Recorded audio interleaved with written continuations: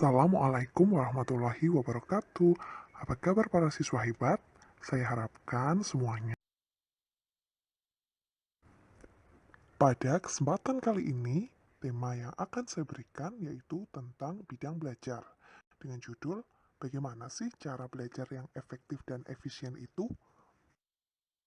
Sebelum kita masuk pada materi pembahasan kita kali ini, kita harus mengetahui dulu apa tujuan dari diberikannya materi layanan ini.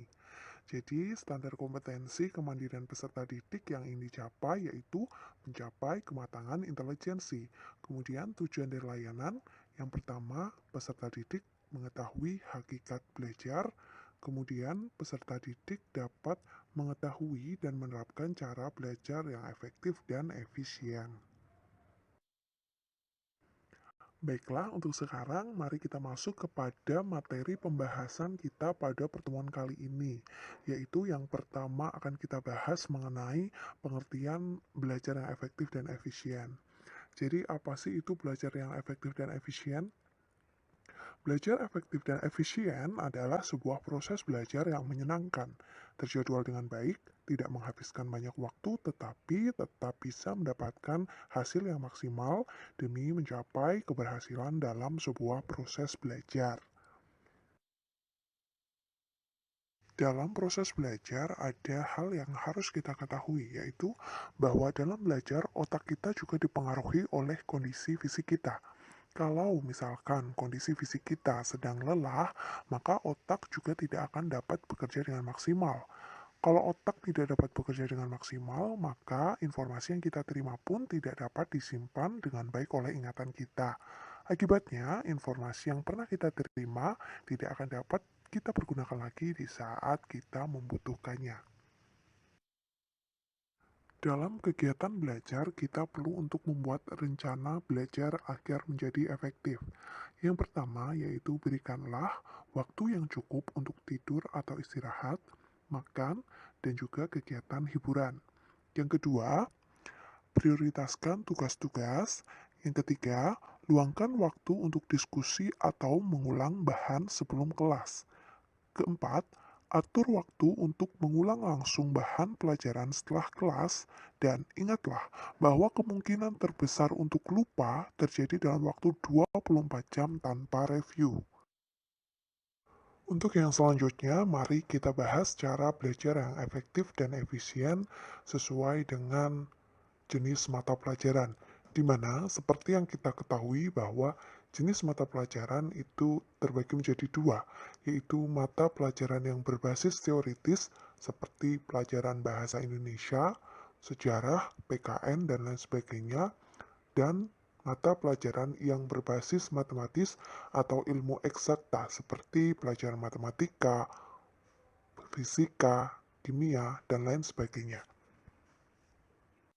Untuk yang pertama, kita bahas terlebih dahulu cara belajar efektif dan efisien untuk pelajaran yang berbasis teoritis. 1. Ciptakan suasana belajar yang nyaman. Ada banyak cara untuk menciptakan suasana belajar yang nyaman, tergantung gaya belajar yang sesuai dengan kalian. Ada yang belajar sambil mendengarkan musik, suasana hening, belajar di tempat-tempat yang sejuk dan nyaman seperti di taman, di sawah, di perkebunan, dan lain sebagainya. 2. Merangkum materi pelajaran atau membuat mind mapping. Kegiatan ini sangat penting. Kenapa? Karena jika kalian membaca satu buku, maka akan butuh waktu yang sangat lama untuk menyelesaikan. Jadi, carilah intisari dari pelajaran tersebut, kemudian dipahami. Yang ketiga, metode mempersingkat atau memodifikasi menyerupai nama sesuatu. Untuk mempermudah hafalan, kalian bisa gunakan singkatan nama-nama yang hampir mirip untuk mengingat materi. Ini sangat efektif digunakan dan otak tidak terbebani dengan hafalan-hafalan yang berat. 4. Mengingat yang dipelajari.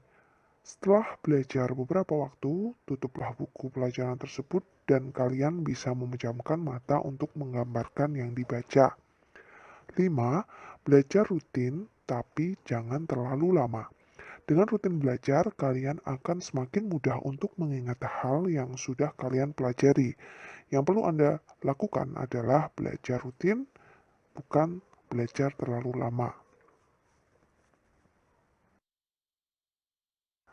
Kemudian, untuk yang selanjutnya yaitu cara belajar efektif untuk mata pelajaran berbasis matematis atau eksakta. 1. Ciptakan suasana belajar yang nyaman. Ada banyak cara untuk menciptakan suasana belajar yang nyaman, tergantung gaya belajar yang sesuai dengan kalian, seperti yang tadi telah saya jabarkan di atas. Kemudian yang kedua, merangkum materi pelajaran atau membuat mind mapping.